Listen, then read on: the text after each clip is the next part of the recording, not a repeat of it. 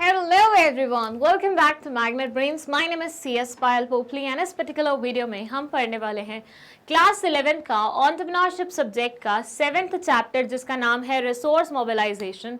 और जो टॉपिक आज हम यहाँ पे कवर करने वाले हैं वो रहेगा size and capital based classification of business enterprises.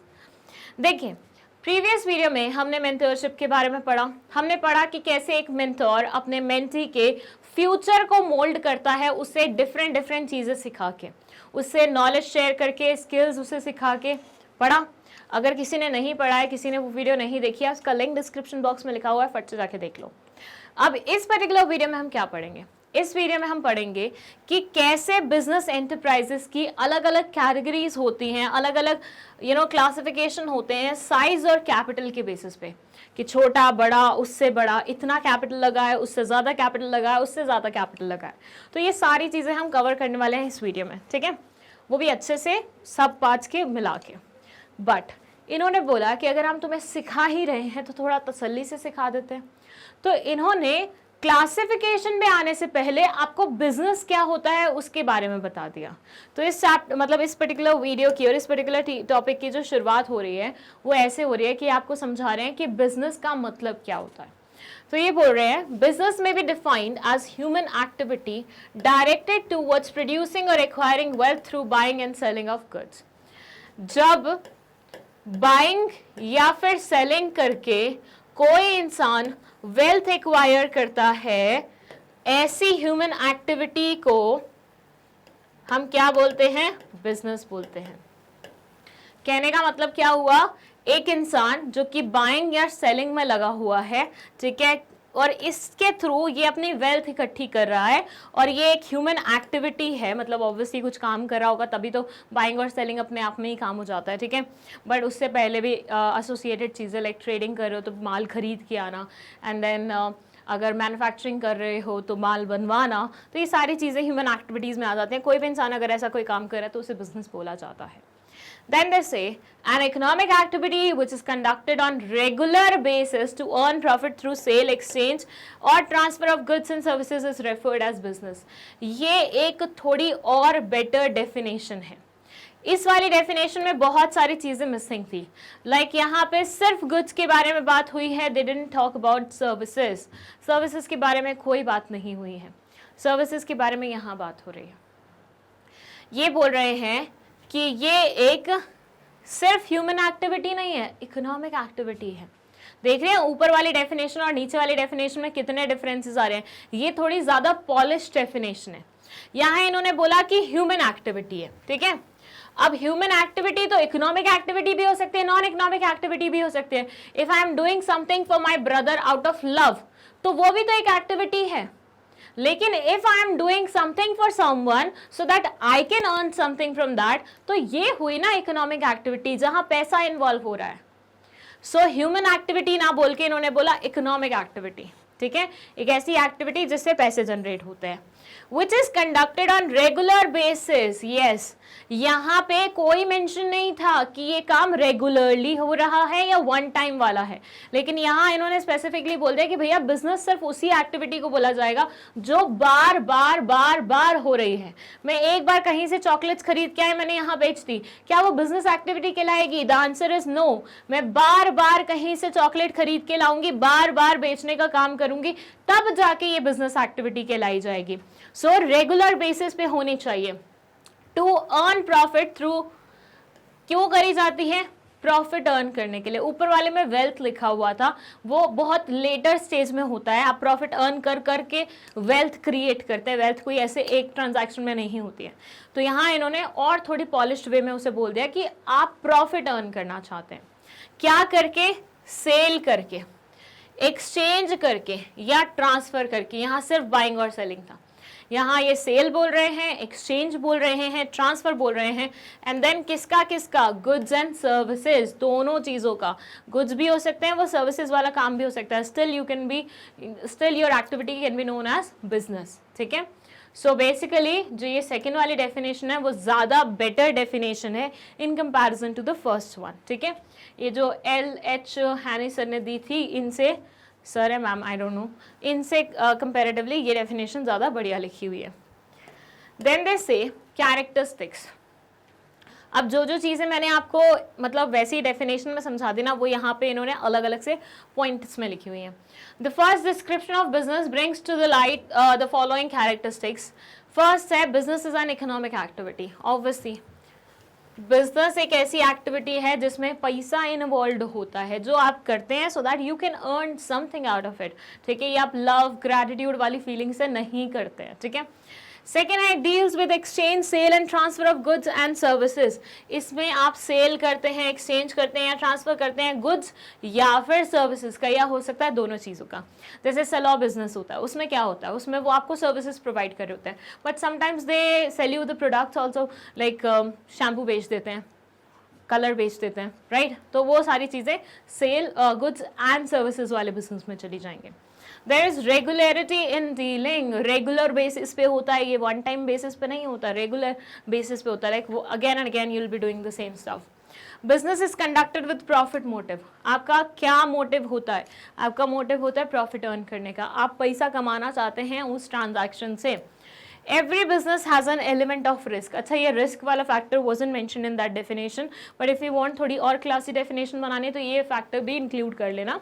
ये बोलते हैं कि हर business में no matter आप कितना भी safe business क्यों ना चुन लो, no matter आपको मतलब ऐसा business क्यों ना चुन लो जिसमें you know there is a guarantee that people will come, still there is risk। ठीक है, जैसे कई लोग होते हैं, जैसे मान लो अब पानी पूरी का स्टॉल, ठीक है, आप बहुत बढ़िया पानी पूरी बनाते हैं और आपको लगा यार पानी पूरी का स्टॉल लगा लेता हूँ मैं कहीं पे भी जहाँ पे बहुत ज़्यादा क्राउडेड प्लेस है। ये एक सेफ ऑप्शन हुआ ना, क्योंकि क्राउडेड प्लेस है, लोग आएंगे, पानी पूरी हर कोई खाता है, और आपने थोड़ा बढ़िया तरीके से भी सजा लिया उससे, ताकि अच्छे से मतलब लोगों को ऐसा भी ना लगे कि हम स्ट्रीट फूड खा रहे हैं, बहुत हाइजेनिक तरीके से आप पानी पूरी बेच रहे हैं, but still there is a chance कि आपका बिक्री ना हो। कैसे? मान लीजिए बारिश आ गई उस दिन जिस दिन आपने स्टॉल लगाया, या ऐसा हो सकता है कि उस दिन फॉर से फास्ट वाला दिन हो, नवरात्रि ववरात्रि हो, आ गया ना रिस्क, कुछ ना कुछ ऐसा हुआ जिसकी वजह से आपका नहीं चला business on the very first day itself. ठीक है, या हो सकता है कि कुछ ऐसा आ गया कि कोरोना जैसा, कोरोना में कौन पानी पूरी खा रहा था, मतलब आई रिमेंबर कोविड खत्म होने के बाद भी बहुत टाइम तक my family members didn't allow me कि पानी पूरी तुम खा सकते हो स्ट्रीट से।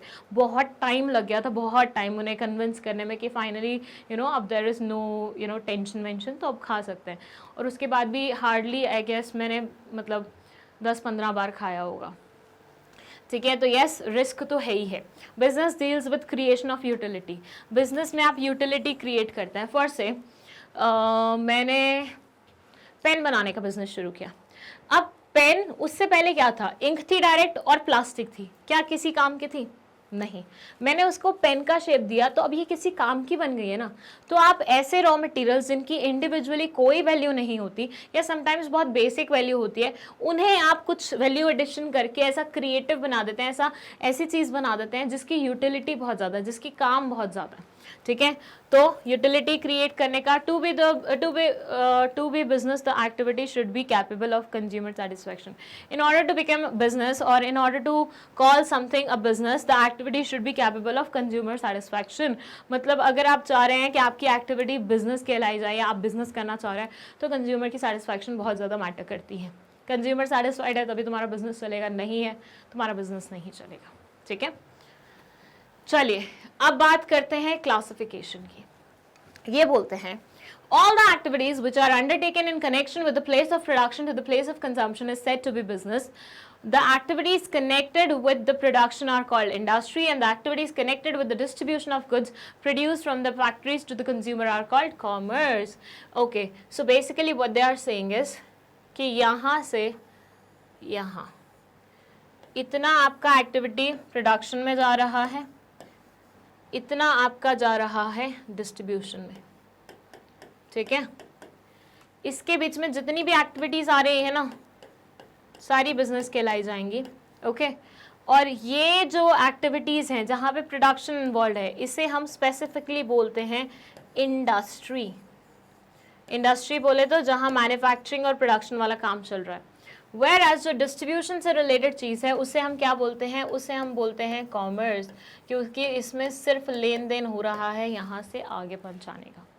यहाँ पे आप रॉ मटेरियल्स को कन्वर्ट कर रहे हैं फिनिश गुड्स में, वेयर एज यहाँ पे आप फिनिश गुड्स को मार्केट तक लेके जाने का काम कर रहे हैं।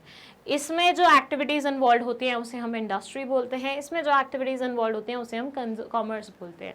So the activities which are connected with the production are called industry, and the activities connected with distribution of goods produced from the factories to the consumer are called commerce. This is one of the common modes of classifying business activities. Business activities को हम इस तरह से classify करते हैं। If you remember, मैंने आपको बताया था इंडस्ट्री में प्राइमरी, सेकेंडरी, टर्शरी आता है, एंड देन हमारे जो ये हैं दिस कॉमर्स में हमारा आता है trade and auxiliaries to trade, right. हमने ये पढ़ा हुआ है पहले भी चीज़, और इवन बिजनेस स्टडीज़ में भी पढ़ा हुआ है, तो बस वही सेम चीज़ लिखी हुई है। Just like the exact definition of business is a matter of debate and has a complexity of meanings, the classification of business varies from country to country, region to region, author to author. ये बोल रहे हैं कि जैसे business की एक कोई solid वो नहीं है डेफिनेशन, देखा जाए हर इंसान ने बिजनेस की खुद की डेफिनेशन बनाई हुई है। कोई इसे कुछ बोलता है, कोई इसे कुछ बोलता है। मतलब अगर मान लीजिए मैं किसी एक पर्टिकुलर टाइप के बिजनेस में हूँ, मैं अपनी डेफिनेशन उसके बेसिस पे बनाऊंगी। कोई मान लीजिए सर्विस वाले उसमें है, वो अपनी डेफिनेशन उसके बेसिस पे बनाएगा। कोई कुछ और रैंडम काम कर रहा है, वो उसकी डेफिनेशन उसके अकॉर्डिंग बनाएगा। तो बिजनेस की डेफिनेशन वेरी करती है from person to person. Same way में जब बिजनेस के क्लासिफिकेशन की बात आती है, बिजनेस में कैटेगरीज बनाने की बात आती है, तो ये भी वेरी करता है अकॉर्डिंग टू रीजन। मतलब इंडिया में अलग क्लासिफिकेशन होगी, यूएस में अलग क्लासिफिकेशन होगी, कनाडा में अलग क्लासिफिकेशन होगी। तो ये बोल रहे हैं कि कोई एक सॉलिड क्लासिफिकेशन नहीं है, और ऑथर बाय ऑथर भी वेरी करता है वो। मतलब मेरे लिए अगर मैं ऑथर हूँ तो मेरे लिए इसकी अलग डेफिनेशन होगी, कोई और ऑथर है तो उसके लिए अलग डेफिनेशन होगी। इसलिए अगर आप गलती से कभी क्लासिफिकेशन में कुछ चेंजेस पाते हैं दो डिफरेंट बुक्स में, तो उसका मतलब ये है कि उस ऑथर का पर्सपेक्टिव वो था उस बारे में सोचने का, और इस ऑथर का पर्सपेक्टिव ये था इसके बारे में सोचने का। ठीक है, चलिए आगे ये बोलते हैं business activities can also be classified according to the size and ownership of on the following ground. Activity, size, ownership, a better way of classifying businesses size wise. Okay, let me tell you one thing that इस chapter में, मतलब वैसे तो आपकी इस पूरी book में ही बहुत सारी मिस्टेक्स हैं, बहुत सारी। इसलिए मैं हमेशा शुरुआत वाले चैप्टर से बोल रही हूँ कि थोड़ा सा जब इसे पढ़ोगे ना, दिमाग खोल के बैठ के पढ़ना। ठीक है, ऐसे नहीं कि बिल्कुल जो पढ़ रहे हो बुक में लिखा हुआ है तो सही ही होगा, एनसीईआरटी की बुक है, सीबीएसई की बुक है तो रिलाई करते हैं, ये नहीं। काफ़ी मिस्टेक्स हैं आपकी इस बुक में, तो थोड़ा सा अच्छे से ही पढ़ना। इस चैप्टर में तो बहुत सारी मिस्टेक्स थी, कुछ मैंने करेक्ट करा दी, कुछ आपके सामने यहाँ ही करेक्ट हो जाएंगी। ठीक है, सो देखते रहना। एनीवेज, ये बोलते हैं बिजनेस के क्लासिफिकेशन को हम एक्टिविटी, साइज और ऑनरशिप के बेसिस पे क्लासीफाई कर सकते हैं। मतलब बिजनेस को साइज के बेसिस पे कर सकते हैं, एक्टिविटी के बेसिस पे कर सकते हैं, और ऑनरशिप के बेसिस पे कर सकते हैं। कैसे? जैसे एक्टिविटी के बेसिस पे मान लीजिए प्राइमरी एक्टिविटी है, सेकेंडरी है, टर्शरी है, या फिर ट्रेड वाली है, ऑक्सिलरीज टू ट्रेड वाली है।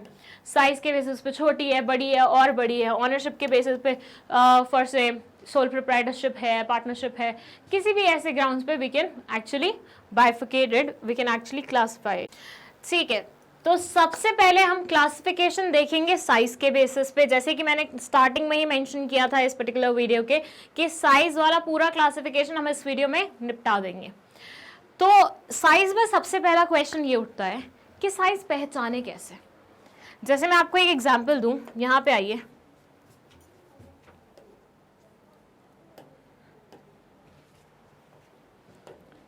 ऐसे मानिए कि एक ऑफिस है जो बहुत ही छोटू से स्पेस में, बहुत ही छोटू से स्पेस में, ऐसे मानिए सिर्फ इतना सा स्पेस है इस ऑफिस का। ओके, और एक ऑफिस है जो इतना बड़ा है, आलीशान टाइप से, बहुत सही तरीके से बना हुआ है। अब आप मुझे बताओ, साइज के बेसिस पे अगर बाइफिकेशन करनी होगी तो आप क्या बोलोगे, कौन से वाला ऑफिस बड़ा है? बताना जरा। फर्स्ट से मैं इसको बोलती हूँ ए, इसे बोलती हूँ बी। मैं आपसे पूछ रही हूँ साइज के बेसिस पे अगर आपको मुझे बताना है कि कौन से वाला ऑफिस बड़ा है या कौन से वाला ऑफिस छोटा है, तो आप कैसे बताएंगे? बताइए, ए या बी? जो थोड़े ना समझ होंगे वो शायद हो सकता है बोले बी, जो समझदार होंगे ना वो बोलेंगे मैम पहले आप ये तो बताओ कि ऑफिस है किस चीज का। मैं आपको एक एग्जांपल देती हूँ। मेरी एक फ्रेंड है, मतलब मेरी एक स्कूलमेट थी, ठीक है, अभी she is in Pune, okay. वो एक बहुत ही बेसिक से कंपनी में काम करती है, मतलब जिनका टर्नओवर भी उतना ज़्यादा है नहीं, लेकिन उनका ऑफिस बहुत आलीशान है। मतलब ऐसे मानिए इतना लैविश उनका वो है ऑफिस कि बंदा छुट्टी ना मारे ऐसे ऑफिस में जाने से। मतलब ऐसे मानिए एक तरफ उनका छोटा सा मतलब ग्रीन सा ग्राउंड बना हुआ है वे यू कैन चिल, जहाँ पे एक्चुअल ग्रास है, लाइक द रियल वन, ठीक है। एक जगह ऐसे है जहाँ पे सिटिंग वो कर रखी है, वहाँ पे बैठ के तुम्हें चिल करना है, तुम चिल करो, जो करना है वो करो, ठीक है। उसके अलावा देयर इज द सेक्शन जहाँ पे गेम्स खेली जाती हैं, ठीक है। तो ऐसे बोलो कि सारे ऑफिस में मतलब इतनी सारी एक्टिविटीज और इतनी सारी चीजें हैं जो आप कर सकते हो, तो आपको ना कभी भी वो ऑफिस में जैसे जाके बोरिंग वाली फीलिंग आती है ना, वो नहीं आएगी, क्योंकि इस ऑफिस में आपके पास करने के लिए बहुत कुछ है। लेकिन जब टर्नओवर की बात करें या फिर ऐसे बात करें कि इस ऑफिस में कैपिटल इन्वेस्टमेंट कितनी लगी हुई है, तो वो बहुत बेसिक नेचर की है। ऑन द अदर साइड मेरा एक दोस्त है जो कि ऑनलाइन काम करता है, ठीक है, मतलब सॉफ्टवेयर का काम है। तो उन्होंने ऑफिस ना बहुत ही बेसिक सा बनाया हुआ है, 1-2 रूम्स का, ऐसे बोलिए 1-2 कैबिन्स का इशद से, ठीक है, छोटे छोटे कैबिन से, ज़्यादा वो नहीं है, लेकिन पीसेस बड़े वाले रखे हुए हैं, बढ़िया शानदार वाले, और उस पर वो काम करते रहते हैं और वहीं से वो मैनेज करते हैं, और उनका टर्नओवर, उनका सब कुछ बहुत हाई है in comparison to this office. तो आप मुझे यहाँ पे एक बात बताओ, जस्ट बाय सीइंग कि ये छोटा सा साइज में बना हुआ है और ये बड़ा सा साइज में बना हुआ है, तो यही बड़ा होगा, ऐसा सही होगा क्या? आंसर है नहीं। साइज को आप बिल्डिंग के साइज पे जज नहीं करते हैं। जो लोग भी ऐसा सोचते हैं ना, बड़े साइज की बिल्डिंग बनाई होगी, ये तो बहुत चलता होगा, ये तो बहुत बड़ा होगा, ये तो बहुत ऐसा होगा, ऐसा हमेशा सच नहीं होता है। कई बार छोटे छोटे ऑफिसेज में भी बहुत बड़े बड़े काम हो रहे होते हैं। तो एग्जैक्टली इंसान फिर जज कैसे करे कि साइज में कौन सा बड़ा है और कौन सा छोटा है? तो उसका आंसर वो यहाँ पे दे रहे हैं कि अगर आपको साइज पे जज करना है तो आप वॉल्यूम बताइए, बिजनेस की वॉल्यूम के बारे में पता लगाइए, बिजनेस में कितना कैपिटल इन्वेस्टमेंट हुआ है उसके बारे में पता लगाइए। इनिशियली जो हम कैपिटल लगाते हैं किसी भी बिजनेस को स्टार्ट करने के लिए, वो कितना लगा हुआ है वो बताइए, फिर हम आपको बताएंगे ये स्मॉल साइज है, लार्ज साइज है या फिर मीडियम साइज है। सो ऐसे ये बोल रहे हैं कि अगर वॉल्यूम ऑफ कैपिटल इन्वेस्टेड पे हम जज करें कि कितना कैपिटल इन्वेस्टेड है, उस वॉल्यूम पे जज करें, तो हम 3 कैटेगरीज निकालते हैं, स्मॉल साइज, स्मॉल स्केल भी बोलते हैं इसे, medium scale and large scale. और इस पर्टिकुलर वीडियो का मुद्दा यही रहने वाला है। इस पर्टिकुलर वीडियो में हम ये तीनों साइजेस को ना सिर्फ इंडिविजुअली पढ़ेंगे, इनके अंदर क्या क्या आता है, क्या क्या जानने वाली चीज़ें हैं, वो सारी चीज़ें जानेंगे। ओके, तो will start with the small scale. बात समझ में आई ना? किसी भी बिजनेस के लाइक आउटर स्ट्रक्चर को या बिल्डिंग को देख के हम पता नहीं लगा सकते किस लेवल पे काम करें। कई बार आपने देखा होगा एक छोटी सी ग्रोसरी शॉप होती है, वो इतना ज़्यादा कमा रही होती है, उसमें कैपिटल इन्वेस्टमेंट भी बहुत ज़्यादा लगी होती है, जबकि शॉप उनकी बहुत छोटी सी होती है।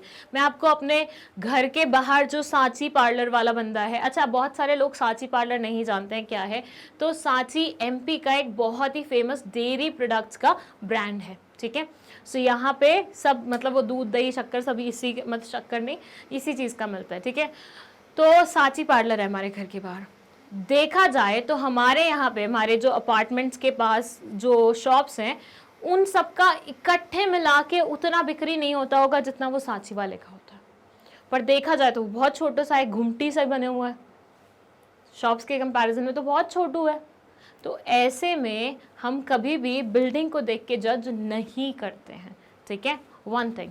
सेकेंड थिंग, हमने जान लिया कि हम वॉल्यूम के बेसिस पे जज करते हैं, और किस चीज़ की वॉल्यूम, कैपिटल कितना इन्वेस्ट किया है उस चीज़ की वॉल्यूम पे, एंड उसको हम 3 पार्ट्स में बाइफिकेट करते हैं, small scale, medium scale and large scale.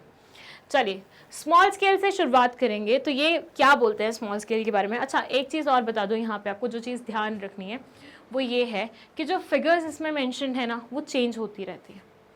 कभी कभी फाइनेंशियल ईयर जब ख़त्म होता है या फिर बीच में बजट वगैरह जब आता है तो अनाउंसमेंट होती है कि भैया ऐसे ऐसे फिगर्स चेंज हो गई हैं, ठीक है। तो अब ये चीज़ है कि आपकी बुक में ये फिगर्स दी हुई हैं, तो ऑन सेफर साइड आप यही फिगर्स लिख लीजिएगा। या फिर अगर आप अपडेटेड वाली फिगर्स लिख रहे हैं कि आज की डेट में जो फिगर्स चल रही हैं नेट से कहीं से भी सर्च करके, तो ब्रैकेट में मेंशन जरूर कर दीजिएगा कि this is the latest figure जो हमें इस पर्टिकुलर साइट से मिली थी।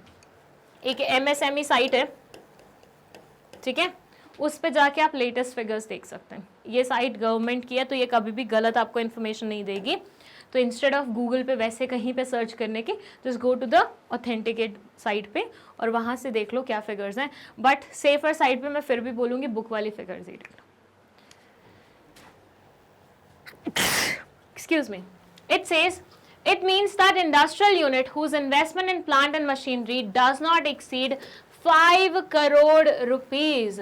एक ऐसी यूनिट जिसकी जो इन्वेस्टमेंट है प्लांट एंड मशीनरी पे 5 करोड़ से ज़्यादा एक्सीड नहीं करती है, उस इंडस्ट्री को हम बोलते हैं small scale industry.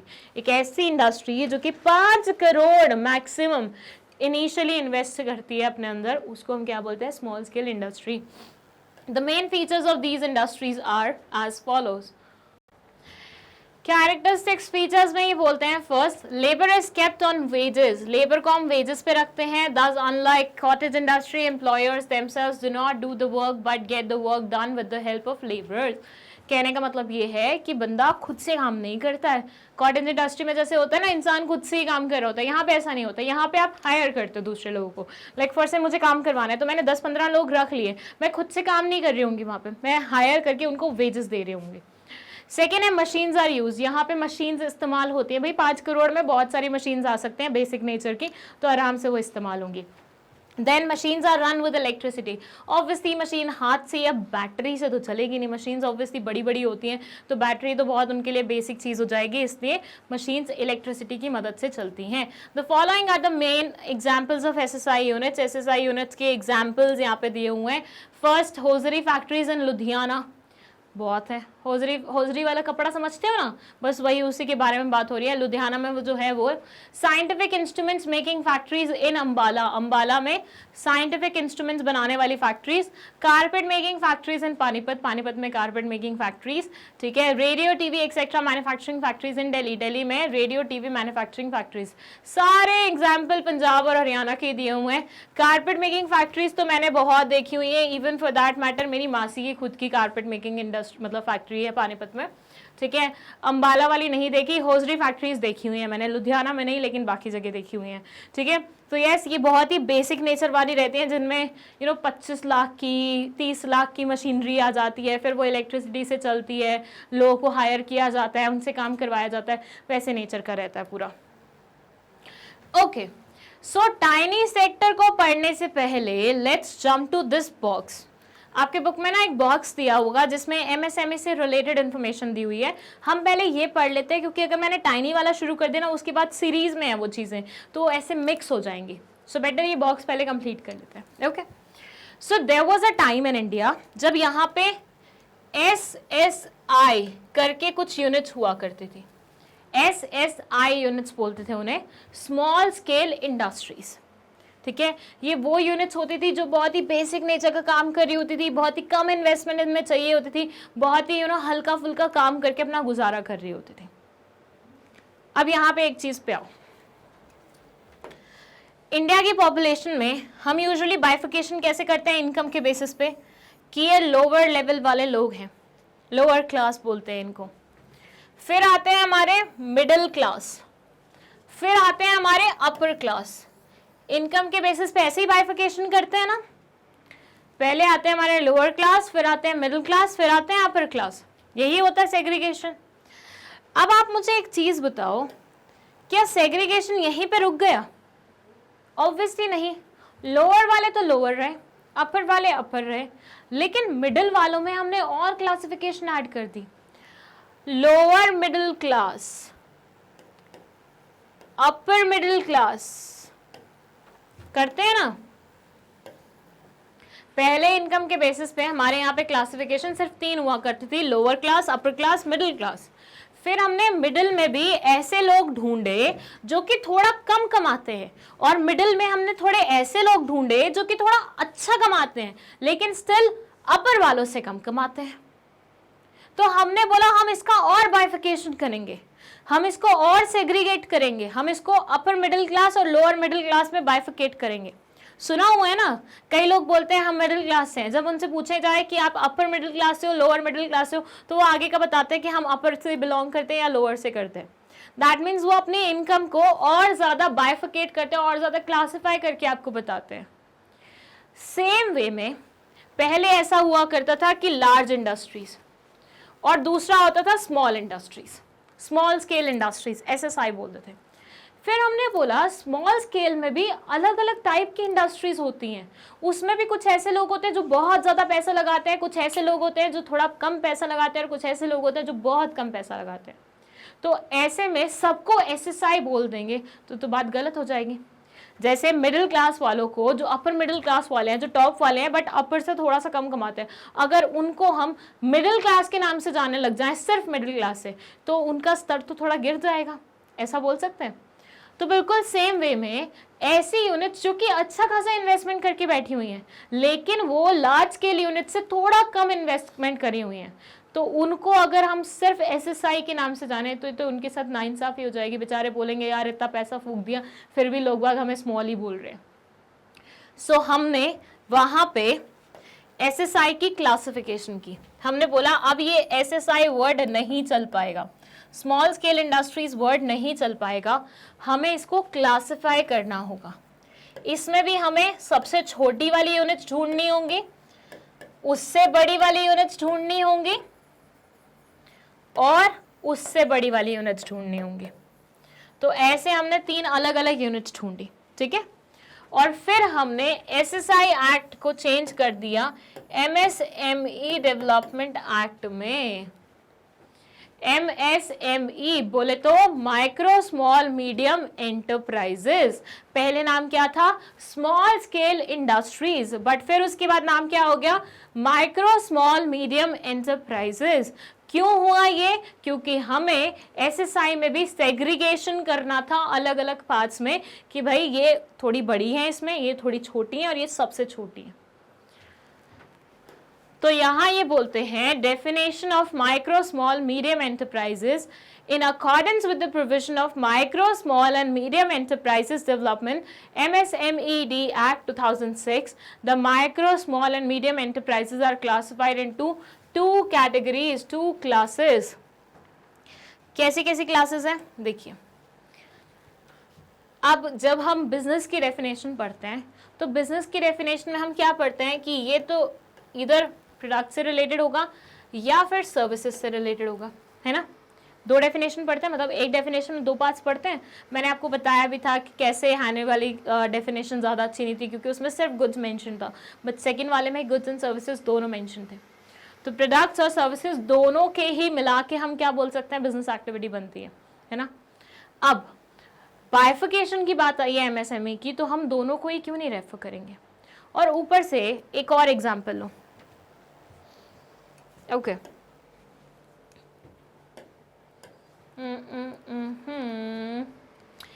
Okay example लेते हैं।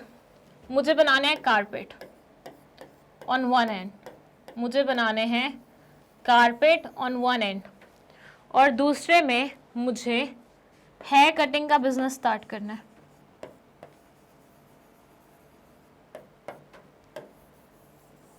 दूसरे में मुझे क्या करना है हेयर कटिंग का बिजनेस स्टार्ट करना है। सबसे पहले तो मुझे ये बताओ क्या ये दोनों सेम टाइप की इंडस्ट्रीज होंगे? एक में मुझे कारपेट बनाने हैं, दूसरे में मुझे हेयर कटिंग का बिजनेस शुरू करना है। सो नाम से समझ सकते हो यहाँ पे हम गुड्स में डील करने वाले हैं, वेरएज यहाँ पे हम सर्विसेज में डील करने वाले हैं, है ना। ऊपर वाले में हम गुड्स में डील करने वाले हैं, वेरएज सेकंड वाले में हम सर्विसेज में डील करने वाले हैं, राइट। अब एक चीज़ और सोचो, कारपेट बनाने में मशीन्स लगेंगी, महंगी महंगी मशीन्स लगेंगी, ठीक है। तो ऐसे में मुझे कैपिटल कितना चाहिए होगा, पैसे कितने चाहिए होंगे।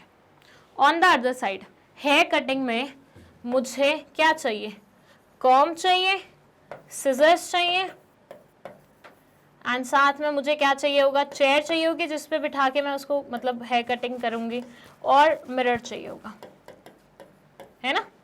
और हो सकता है छोटा सा एक रूम या फिर कुछ ऐसा बिल्डिंग। इनके अलावा क्या हैवी इन्वेस्टमेंट है, तो यहाँ पे मुझे कैपिटल कितना चाहिए होगा, सोच के बताओ।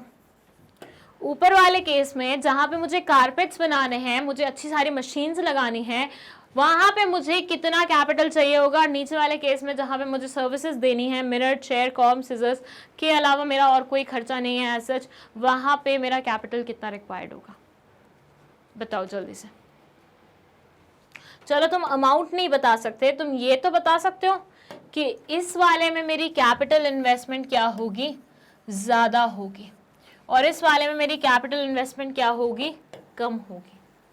रिक्वायरमेंट कितनी होगी, इसमें कम होगी क्योंकि बहुत ही बेसिक चीज़ें खरीदनी है, लेकिन यहाँ पे रिक्वायरमेंट ज़्यादा होगी। एक एक मशीन 25-25, 30-30 लाख रुपए की आती है, वो भी सेकेंड हैंड। फर्स्ट हैंड लेने पे जाओ तो 50 के बियॉन्ड क्रॉस करे। सो ऐसे में कारपेट मेकिंग वाले बिजनेस में जहाँ पे प्रोडक्ट्स बन रहे हैं, जहाँ पे गुड्स में डील हो रहा है, वहाँ पे कैपिटल इन्वेस्टमेंट ज़्यादा चाहिए होगी in comparison to service sector. तो हमने एमएसएमई में क्लासिफिकेशन कर दी दो तरह की, कि मैन्युफैक्चरिंग के लिए हम अलग अमाउंट रखेंगे, सर्विस वालों के लिए हम अलग अमाउंट रखेंगे। सर्विस वालों में हमेशा बहुत ज़्यादा कैपिटल की रिक्वायरमेंट नहीं होती है, वेयरएज गुड्स वालों में तो मैक्सिमम टाइम इन्वेस्टमेंट बहुत ज़्यादा हैवी चाहिए होती है। तो इनके लिए हम अलग अमाउंट्स मेंशन करेंगे, इनके लिए हम अलग अमाउंट्स मेंशन करेंगे, ठीक है।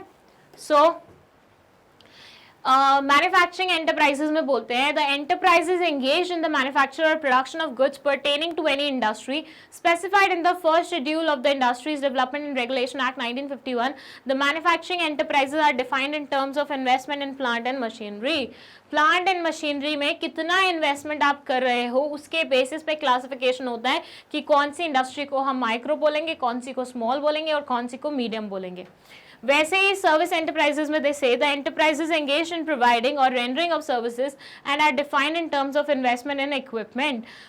सर्विसेज प्रोवाइड करने में या रेंडर करने में जो जो खर्चा आएगा इन्वेस्टमेंट, बेसिक इक्विपमेंट्स की इन्वेस्टमेंट में, उसके बेसिस पे भी हम क्लासिफिकेशन करते हैं। तो पहले मैन्युफैक्चरिंग का क्लासिफिकेशन दिया हुआ है, यहाँ पे एंटरप्राइजेस मेंशन है, यहाँ पे इन्वेस्टमेंट कितनी चाहिए प्लांट एंड मशीनरी में in order to qualify in that particular category, वो मेंशन्ड है, ठीक है। तो माइक्रो एंटरप्राइजेस में they say does not exceed 25 lakh rupees, 25 lakh से ज्यादा नहीं होती है जिस इंडस्ट्री की इन्वेस्टमेंट, उसको हम माइक्रो एंटरप्राइजेस बोलते हैं, शर्ते वो मैन्युफैक्चरिंग सेक्टर में काम कर रही हो। स्मॉल में ये बोलते हैं more than 25 lakh rupees but does not exceed 5 crore, 25 lakh से ज्यादा लेकिन 5 करोड़ से कम। और मीडियम में दे से 5 करोड़ से ज्यादा but does not exceed 10 crore rupees, 5 crore से ज्यादा, 10 करोड़ से ज्यादा नहीं, ठीक है। तो ये 3 क्लासिफिकेशन है जो अपने प्लांट एंड मशीन में इतना इतना इतना इतना इन्वेस्ट करते हैं, उसके बेसिस पे उनके एंटरप्राइजेस तय हो जाते हैं। माइक्रो एंटरप्राइजेस 25 लाख से नीचे वाला होता है, स्मॉल एंटरप्राइजेस 25 लाख से ज्यादा, 5 करोड़ से नीचे। और अगर आप गलती से मेंशन करने वाले हैं मीडियम में कि ये 5 करोड़ से ज्यादा वाली इंडस्ट्रीज होती हैं, तो बेटा तुम गलत लिख रहे हो। वहां पे ये 5 करोड़ से ज्यादा लेकिन 10 करोड़ से कम वाली होती है, क्योंकि 10 करोड़ से ज्यादा वाली फिर लार्ज में चली जाती है। तो ये गलती मत करना। कई बार क्या होता है, हमारी आदत होती है कि 25 से कम तो ये, 25 से ज्यादा 5 से कम ये, और 5 से ज्यादा ये, लेकिन यहाँ पे इसका मैक्सिमम भी लिखा हुआ है, इसके बियॉन्ड गई तो वो लार्ज में काउंट होने लग जाएगी, इसलिए ये गलती मत करना। 25 से 5, 5 से 10, ये है इनकी क्लासिफिकेशन। कौन से वाले की? मैन्युफैक्चरिंग सेक्टर वाले की। और अब हम सर्विस सेक्टर वाली देखेंगे, वो कंपैरेटिवली इनसे क्या होगी, कम होगी। सर्विस सेक्टर में ये बोलते हैं माइक्रो एंटरप्राइजेस वो जिनकी इन्वेस्टमेंट 10 लाख से ऊपर नहीं जाती है। पिछले वाले में क्या थी? 25 लाख, इनकी क्या है? 10 lakh. Small enterprises more than 10 lakh rupees but does not exceed 2 crore rupees, 10 lakh से ज्यादा लेकिन 2 करोड़ से नीचे। पिछले वाले में कितनी थी? 5 करोड़ थी। Medium enterprises more than 2 crore but does not exceed 5 crore, 2 crore से ज्यादा लेकिन 5 करोड़ से ज्यादा नहीं। पीछे वाले में क्या थी, 5 करोड़ से 10 करोड़। सो यहाँ पे आप क्लियरली देख सकते हैं कि सर्विस सेक्टर में कम इन्वेस्टमेंट रिक्वायर्ड होती है in comparison to manufacturing sector. ठीक है, अब हम आ जाते हैं टाइनी सेक्टर पे वापस। हमने जो बॉक्स वाली इंफॉर्मेशन थी वो कंप्लीट कर ली है, एमएसएमई के बारे में हमने अच्छे से पढ़ लिया है। अब हम टाइनी सेक्टर में क्या बोलते हैं उस पर बात करते हैं। टाइनी सेक्टर में ये बोलते हैं only those business enterprises are constituted under the tiny sector whose investment in plant and machinery is up to 25 lakh rupees only but would shortly be raised irrespective of location of the unit. 25 lakh की जो investment आपने की है उससे नीचे वाली जो industries होती है, मतलब 25 लाख मैक्सिमम उन्होंने मेंशन किया हुआ है, उससे नीचे वाली जितनी भी इन्वेस्टमेंट आपने किसी एक इंडस्ट्री में की हो तो वो कौन सी कहलाई जाएगी, टाइनी कहलाई जाएगी। अब इसके ना रिलेटेड कुछ चीज़ें हैं वो पढ़ लेते हैं हम, ये वो माइक्रो मैक्रो है जो भी हमने पढ़ा है। यहाँ ये बोलते हैं a separate package has been launch for the development of the tiny sector.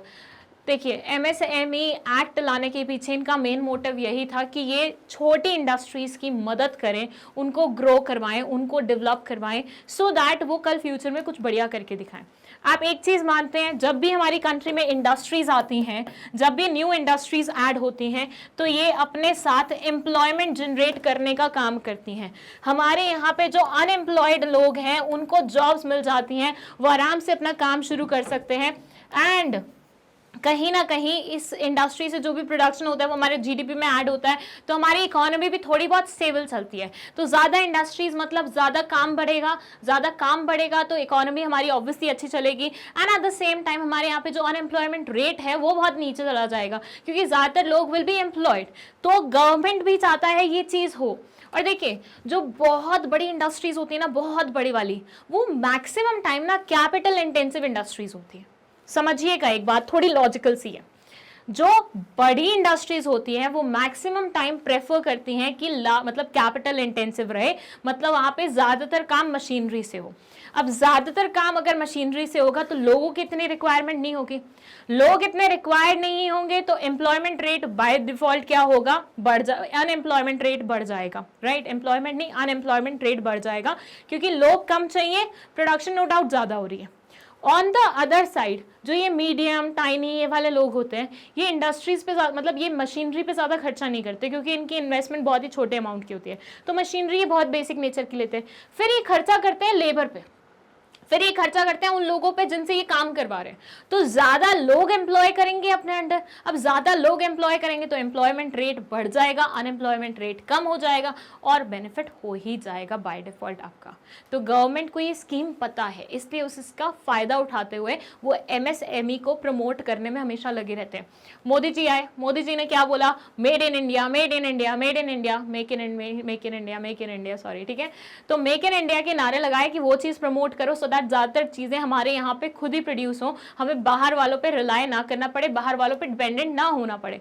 इससे हम सेल्फ डिपेंडेंट हो जाएंगे, इंडिपेंडेंट हो जाएंगे। इससे हम दूसरों की जो मैनिपुलेशंस होती थी, या फिर जैसे मान लीजिए हमें रशिया से कुछ चाहिए तो रशिया अब जो बोलेगा कि भैया यूएसए के साथ अच्छा मत रखो, तो हमें करना पड़ेगा क्योंकि हमें वो चीज चाहिए जो रशिया के पास है। ये चीज भी कम हो जाएगी क्योंकि हम सब चीजें खुद से बना रहे हैं, अब हमें जरूरत ही नहीं है आप लोगों की। तो फिर इंडिया न्यूट्रल वे में जो वो खुद डिसाइड करता है, खुद करना चाहता है, वो कर पाएगा अच्छे से। सो वही चीजें यहाँ पे आपको मतलब बोली जा सकते हैं कि एक सेपरेट पैकेज इन्होंने टाइनी सेक्टर के लिए स्पेशली शुरुआत की थी, मतलब शुरू किया था। These industries can continuously avail privileges of many kinds. इनको बहुत अलग अलग तरह के privileges मिलते हैं, like land allotment, electricity connection, technology, etc. are included among these privileges. Monetary help from financial institutions and getting priority in the list of government purchase are also among the privileges enjoyed by tiny sector. On the other hand, other small industries can avail these privileges only once. ये वाले जो है ना, ये सारे बार बार avail कर सकते हैं, like इनके पास बहुत सारी ऐसे डिफरेंट स्कीम के चलते हुए गवर्नमेंट से असिस्टेंस आ जाती है, बट बाकी इंडस्ट्रीज को एक आध बार ही फायदा मिलता है। जैसे बाकी इंडस्ट्रीज को इनिशियल 3 साल के लिए टैक्स पे नहीं करना पड़ेगा, ऐसा मिल जाता है। बट इन लोगों का क्या होता है, इन लोगों की अलग स्कीम्स चलती हैं, कुछ ना कुछ गवर्नमेंट एडिशनल लाती रहती है इन लोगों के लिए और हर बार फायदा पहुंचाती रहती है इन लोगों को। ओके Then है ancillary auxiliary small units. A small scale industry unit can also be known as auxiliaries या फिर ancillary small industrial unit if it supplies not less than 50% of its production to another unit referred to as parent unit. अब ये कैसे काम करते हैं देखिए.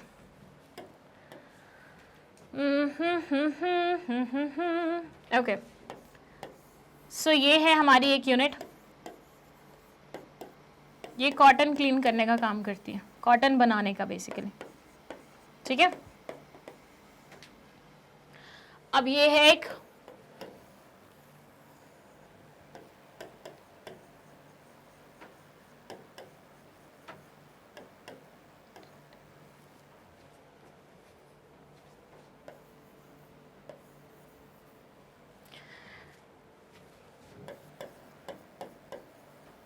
ये कॉटन क्लोथ्स बनाती है.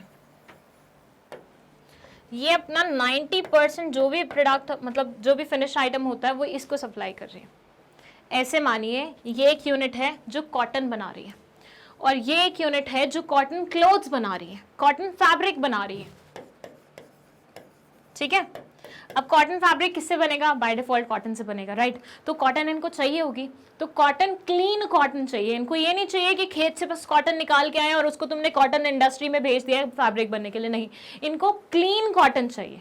अब वो क्लीन करने के लिए भी एक अलग से इंडस्ट्री होती है जो कॉटन क्लीनिंग का काम करती है, जो खेतों से कॉटन कलेक्ट कर करके लाती है और उसको रॉ फॉर्म से एक प्रॉपर फिनिश गुड के फॉर्म में लेके आती है, राइट. सो वो वाली चीज़ के लिए मतलब ये इंडस्ट्री हुई. ठीक है. अब ये इंडस्ट्री अपना 90% ऐसे मानिए एग्जाम्पल में 90% जो अपना फिनिश आइटम है वो इस इंडस्ट्री को बेच रही है. ये हो गई इसकी पेरेंट इंडस्ट्री. तो ये क्या हो गई? ये हो गई ऑक्सिलरी या फिर एंसिलरी, मतलब एक ऐसी यूनिट जो कि अपना मैक्सिमम या फिर मोर देन मतलब 50% जो अपना प्रोडक्ट होती है वो एक ऐसी यूनिट को सप्लाई करिए जो आगे उससे प्रोसेसिंग करने वाली है. तो तुम्हारा फिनिश आइटम उनके लिए क्या हो रहा है? रॉ मटेरियल का काम कर रहा है. सो इस तरीके से ये इंडस्ट्री कहलाई जाएगी पेरेंट यूनिट, ये इंडस्ट्री कहलाई जाएगी ऑक्सिलरी एक्सक्यूज मी या एंसिलरी यूनिट. ठीक है. तो एंसिलरी यूनिट नाम से ही समझ में आ रहा है असिस्टेंस प्रोवाइड करने वाली यूनिट. तो यहाँ इन्होंने एक वो लिखा हुआ है कि जो नॉट लेस देन 50% अपना प्रोडक्शन दूसरी यूनिट को सप्लाई करती है उससे हम बोलते हैं एंसिलरी यूनिट और दूसरी वाली को हम क्या बोलते हैं? Parent unit. Such type of units manufacture components etcetera for the parent unit. ये इंडस्ट्रीज क्या करती हैं? पेरेंट यूनिट के लिए ही कोई ना कोई प्रोडक्ट बना रही होती हैं. And then these units have the benefit of a certain demand from the parent unit. They also have the technical and financial help from their respective parent unit. जब ज़रूरत पड़ती है तो पेरेंट यूनिट से इनको वो भी मिलता है, असिस्टेंस भी मिलता है. लाइक ऐसे मानिए अब इनका पूरा क्लोथ फैब्रिक जो है सॉरी अपना जो कॉटन का फैब्रिक है वो पूरा का पूरा इनकी कॉटन से सप्लाई किए हुए मटेरियल से बनता है. ठीक है. मतलब ये इकलौती यूनिट है जो इनको कॉटन सप्लाई कर रही है जिसकी वजह से वो आगे क्लोथ बना पा रहे हैं, फैब्रिक बना पा रहे हैं. अब ऐसे मानो इस बंदे ने अपनी प्रोडक्शन कम कर दी या ख़त्म कर दी. बोला मेरे पास पैसे नहीं है, मेरे को घर पे ब्याह कराना था अपनी बेटी का, तो मेरे पास पैसे ख़त्म हो गए हैं, मैं अपना जो बचा हुआ है वो सारा वहाँ लगाऊंगा, तो अभी 1 साल के लिए मैं प्रोडक्शन बंद कर रहा हूँ. अब ये मानो पूरा ये इनके ऊपर डिपेंडेंट थे, कहीं और से ये रॉ मटेरियल मंगवाते हैं, इनको बहुत ज़्यादा महंगा पड़ जाएगा. ये यूनिट बिल्कुल उनके घर के बाहर ही थी तो इनको बहुत फ़ायदा हो रहा था उस चीज़ का. अब ये यूनिट बंद हो गई या फिर इन्होंने काम करना बंद कर दिया जस्ट बिकॉज उनके पास पैसे नहीं है, तो इस यूनिट के ऊपर तो बहुत दबाव पड़ जाएगा. तो इन्होंने बोला कोई बात नहीं, तुम एक काम करो, हमसे पैसे ले लो, क्योंकि यहाँ पे इनका मेन इंटरेस्ट छुपा हुआ है, ये उनके ऊपर डिपेंडेंट है. तो दैट्स वाई कभी कभी अगर ज़रूरत पड़े एंसिलरी यूनिट को तो पेरेंट यूनिट इनको मदद भी प्रोवाइड करती है. ठीक है. सो यहाँ आ जाइए, ये क्या बोलते हैं, कभी कभी टेक्निकल या फाइनेंशियल हेल्प चाहिए होती है तो पेरेंट यूनिट उस यूनिट को मतलब हेल्प प्रोवाइड कर देती है. देन माइक्रो बिजनेस, ये क्या बोलता है? A unit is known as micro business enterprise if it has an investment in plant and machinery, their original costs excluding and building and other items specified by Ministry of SSI and its notification number this dated this does not exceed 25 lakh. Okay. सो ये बोल रहे हैं micro business वो एक unit है जिनके investment plant and machinery में और उसमें से कुछ कुछ चीज़ें रिड्यूस कर रहे हैं, कुछ कुछ आइटम्स इन्होंने माइनस की हुई है, वो 25 लाख से ज़्यादा एक्सीड नहीं करती हैं. ठीक है. तो ये जो ये है ना, ये चीज़ मेन है कि क्या क्या चीज़ें एक्सक्लूड करें, क्योंकि टाइनी में वो चीज़ें एक्सक्लूड नहीं की जा रही थी, ठीक है। यहाँ पे वो सारी चीज़ें एक्सक्लूड हो रही हैं, बेसिक प्लांट एंड मशीनरी पे वो कर रहे हैं, बट क्योंकि इन्होंने इस नोटिफिकेशन को क्लियरली मेंशन नहीं किया, दैट मीन्स वो आपसे भी एक्सपेक्ट नहीं करे कि आप पढ़ के जाएं उस चीज़ को, so you can skip it for the time being. आगे चल के जब आपको ये सारी चीज़ें पढ़नी होंगी CA/CS में, तो आप इस पर थोड़ा सा गौर कर सकते हैं, ठीक है। चलिए, then a small scale service and business industry related enterprise. The definition of MSME in the service sector is micro enterprise investment in equipment does not exceed 10 lakh and small enterprise में 10 लाख से 2 करोड़ और 2 करोड़ से 5 crore, medium enterprise में ये चीज़ हम already पढ़ चुके हैं। Small scale industries owned and manage by women entrepreneurs. अच्छा, यहाँ पे अब स्पेसिफिकली बात कर दी ऐसी इंडस्ट्रीज की जिनको ओन कौन कर रहा है, औरतें चला रही हैं, औरत है जो एंटरप्रेन्योर है इन यूनिट्स की। तो इसके बारे में ये बोलते हैं, a small scale industry can be known as a women enterprise if the women or a group of women individually or jointly have share capital of not less than 51%। That means पूरी capital में 51% हिस्सा किसका होना चाहिए, women का होना चाहिए। It can be individually और इट कैन बी जॉइंटली, मतलब ये अकेले भी कर सकती है इसमें अपना पूरा हिस्सा और जॉइंटली भी कर सकती है, मतलब 10-15 विमेन्स ने साथ मिलके कैपिटल होल्ड कर लिया। Such type of enterprises can avail of concession offered by government, low rate of interest on loans etcetera. ऐसी इंडस्ट्रीज को गवर्नमेंट अलग तरह के प्रिविलेजेस देती है, लाइक थोड़ा लोन सस्ता दे देती हैं और भी कुछ प्रिविलेजेस देती हैं। क्यों देती हैं? सिंपल सी बात समझो, हमने देखा है पास्ट में विमेंस के साथ क्या ट्रीटमेंट होता था, राइट? कैसे उन्हें डिस्क्रिमिनेट किया जाता था, जेंडर डिस्क्रिमिनेशन हमारे यहाँ पे बहुत बेसिक काम था, आज की डेट में भी कुछ कुछ होता है, राइट? सो कहने का मतलब ये है, ये बेसिकली हम उन विमेंस को क्या करना चाह रहे हैं, प्रमोट करना चाह रहे हैं, ठीक है। हम इन विमेंस को क्या करना चाह रहे हैं, प्रमोट करना चाह रहे हैं, ठीक है, ताकि वो आगे बढ़ सके। जो जेंडर डिस्क्रिमिनेशन हम करते थे अब नहीं हो, वो इक्वली चले मेन के कंपैरिजन में। सो गवर्नमेंट वो भी पुश देता रहता है विमेंस को। और हमने पढ़ा भी है, जो स्टैंड अप इंडिया करके एक स्कीम आई थी, उसमें हम SC ST बैकवर्ड क्लासेस के साथ साथ विमेंस को भी थोड़ा बहुत एडिशनल बेनिफिट दे रहे थे कि उनको भी हम लोन सस्ते दामों पर दे रहे थे, right? So basic motive women empowerment का है, या विमेंस को जो पुराने ज़माने में उनके साथ हुआ है उसके लिए कॉम्पनसेट करने का। In short, export oriented, a small scale industry unit can be known as export oriented unit if it exports more than 50% of its production. भैया जैसे जैसे नाम है वैसे वैसे इनके काम है। एक्सपोर्ट ओरिएंटेड मतलब ऐसी यूनिट जो कि एक्सपोर्ट करती होगी, तो कितना हिस्सा उन्हें एक्सपोर्ट करने की जरूरत है, 51%, मतलब मिनिमम 51%। अब देखो, इट कैन बी लाइक पहले, मतलब अगर हम वैसे सोच के देखें तो हमारे दिमाग में आएगा एक्सपोर्ट ओरिएंटेड मतलब पूरा को पूरा सामान एक्सपोर्ट करती होगी, लेकिन यहाँ पे बोल रहे नहीं, ऐसा ज़रूरी नहीं है। आप डोमेस्टिकली भी कुछ चीज़ें बेच सकते हो, लेकिन आपको मेजर पोर्शन बाहर भेजना होगा in order to qualify in this particular category, ठीक है। तो 51% इन मतलब 50%, मोर देन 50%, 51% मिनिमम इनको क्या करना पड़ेगा, एक्सपोर्ट करना पड़ेगा। Such type of units have the benefit like subsidy offered by the government.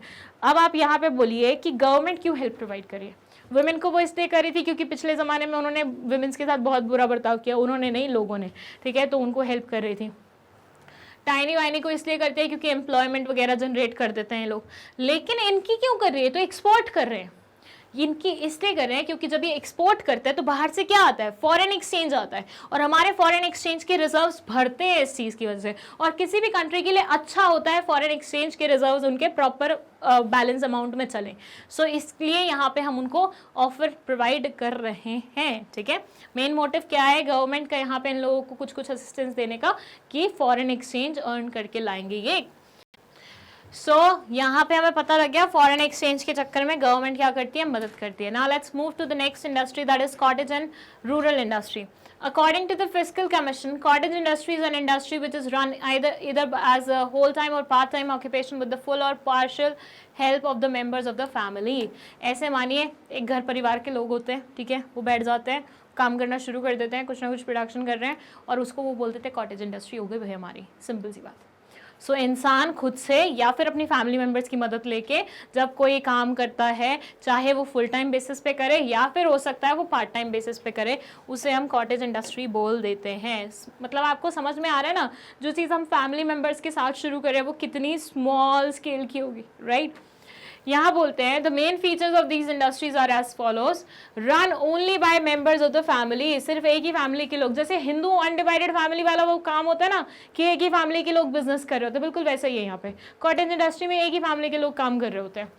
Mainly run by the artisans eight their homes, specially जो वो हाथ से काम करते हैं वो उन सारे मतलब उन सारे लोगों द्वारा ही किया जाता है ये काम।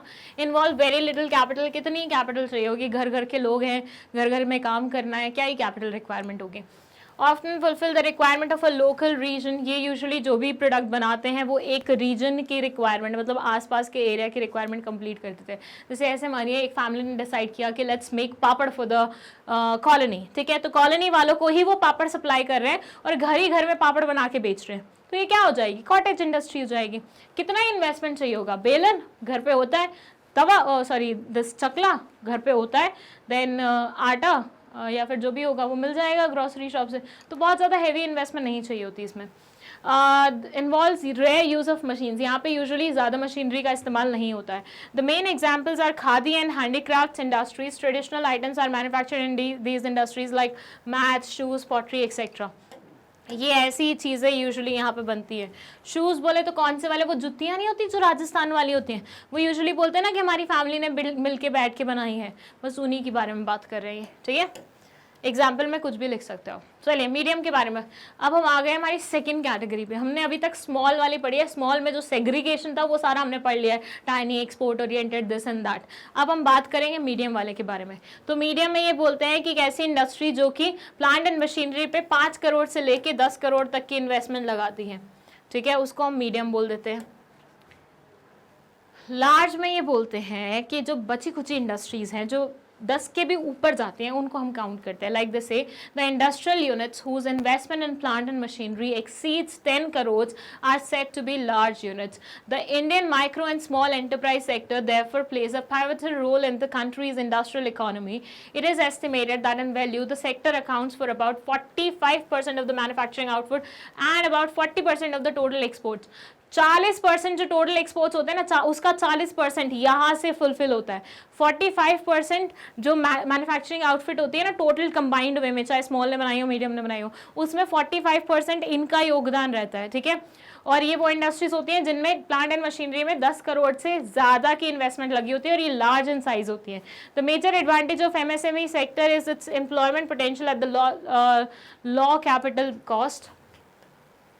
According to available statistics, fourth census of MSME sector, this sector employs the estimated this and that. Okay, labor intensity of this is estimated to be nearly okay. ये वही सारी चीज़ें लिखी हुई हैं जो मैंने आपको थोड़ी देर पहले बताई थी कि क्यों गवर्नमेंट एमएसएमई को इतना ज़्यादा प्रमोट कर रही है। रीजन बीइंग एम्प्लॉयमेंट जनरेट होता है उनसे, ठीक है। In most economies smaller enterprises outnumber large companies by a wide margin and SMEs are said to be responsible for the driving innovation competition in many economic sectors.